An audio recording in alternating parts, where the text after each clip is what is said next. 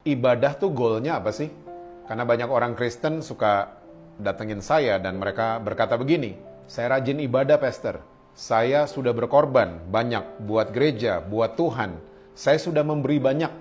Saya rajin pelayanan. Saya nggak pernah absen ke gereja. Saya nggak pernah absen kebaktian dan lain sebagainya. Well guys, ternyata di perjanjian lama di kitab Amos 5 ayatnya yang ke-21 sampai 24 ternyata ada cerita bahwa ibadah Israel dibenci sama Tuhan. Dan ini ngeri banget. Sampai ibadah kita Tuhan benci gitu loh. Saya coba bacakan. Aku membenci, aku menghinakan perayaanmu, dan aku tidak senang kepada perkumpulan rayamu. Sungguh apabila kamu mempersembahkan kepadaku korban-korban bakaran dan korban-korban sajianmu, aku tidak suka. Dan korban keselamatanmu berupa ternak yang tambun, aku tidak mau pandang. Jauhkanlah daripadaku keramaian nyanyian-nyanyianmu, lalu gambusmu tidak mau aku dengar.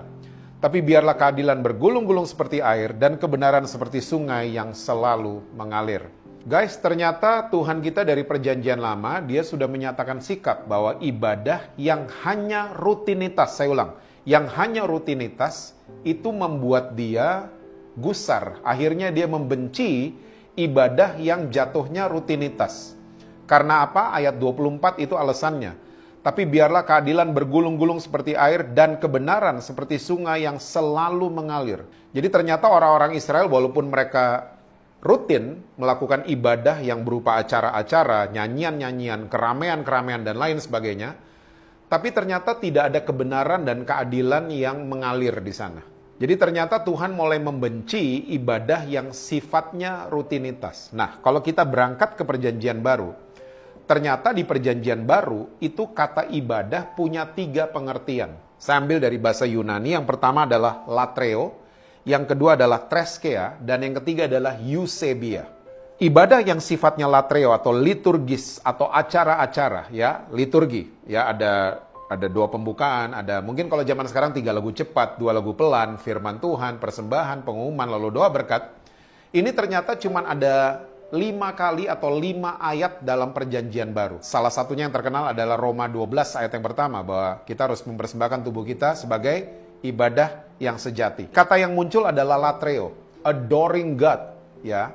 Kita benar-benar membuat Tuhan itu senang dengan ibadah kita. Tapi yang muncul cuma 5 kali di dalam Alkitab perjanjian baru. Lalu ada tipe ibadah yang kedua, bahasa Yunaninya adalah treskea. Ini cuma ada 1 di perjanjian baru, di kitab Yakobus 1 ayat yang ke-27. Saya akan bacain. Ibadah yang murni dan yang tak bercacat di hadapan Allah Bapa kita ialah mengunjungi yatim piatu dan janda-janda dalam kesusahan mereka dan menjaga supaya dirinya sendiri tidak dicemarkan oleh dunia. Guys, bukan berarti baru baca ayat ini kita harus mengunjungi janda-janda ya, nggak seperti itu.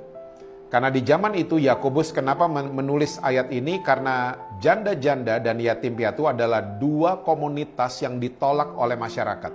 Mereka nggak diterima sama masyarakat Yahudi. Karena apa? Mereka kehilangan status sebagai suami istri dan sebagai seorang anak yang kehilangan orang tua. Mereka kehilangan status. Orang Yahudi, maaf istilah saya, mereka adalah orang-orang yang gila akan status orang Yahudi. Jadi dikala orang kehilangan status, mereka mulai menolak kelompok-kelompok itu.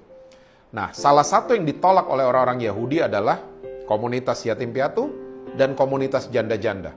Mereka mulai ditolak, mulai dianggap dibuang dari masyarakat. Nah, itu zaman itu. Kalau zaman sekarang, kita terapkan ayat ini di zaman sekarang, banyak kan orang-orang yang dibuang sama masyarakat. Banyak banget.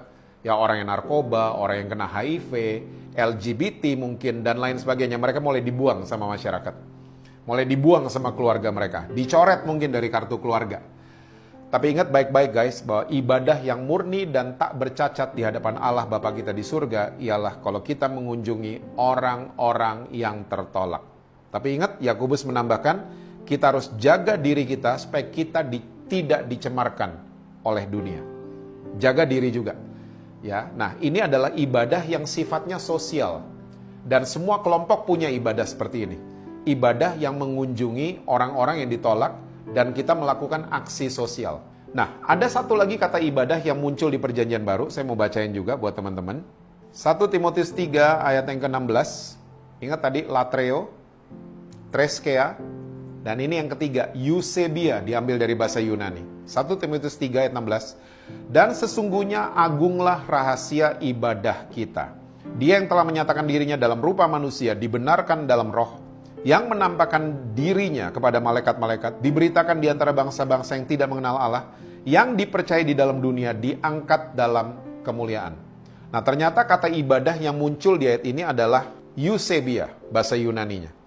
Bahasa Inggrisnya godliness, kalau saudara lihat di Alkitab terjemahan bahasa Inggris. Dan ini punya pengertian dalam bahasa Indonesia kesalehan.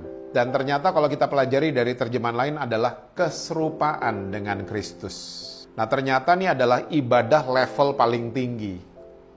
Kita boleh latreo, rutinitas boleh. Kita boleh aksi sosial, treskea, kemana-mana kita sumbang ini, sumbang itu boleh. Tapi kalau kita nggak pernah jadi serupa dengan Kristus, karakter kita tidak serupa dengan Kristus, percuma semuanya. Kita boleh rajin kebaktian, kita boleh rajin ini, rajin itu, tapi ingat tadi peristiwa di kitab Amos, orang-orang Israel, walaupun mereka rutin, mereka rajin, tapi kebenaran dan keadilan Allah tidak bergulung dan bergulir di sana. Makanya Tuhan jadi membenci ibadah yang sifatnya rutin. Kita boleh rajin, kita boleh memberikan aksi-aksi sosial, tapi jangan lupa, abis terima doa berkat, menjadi keserupaan dengan Kristus, mulai exercise, ya, melakukan firman Tuhan, sampai karakter kita dirubah setiap hari, bukan serupa dengan dunia, tapi serupa dengan Kristus. Itu namanya ibadah eusebia. Dan ini adalah goal daripada ibadah kita, jadi serupa dengan Kristus. God bless you. By the way guys, ini bomber jacket yang saya pakai dibuat oleh teman-teman dari NTT dan ini adalah kain tenun Sumba. Terima kasih Nusa Tenggara Timur. I miss you guys.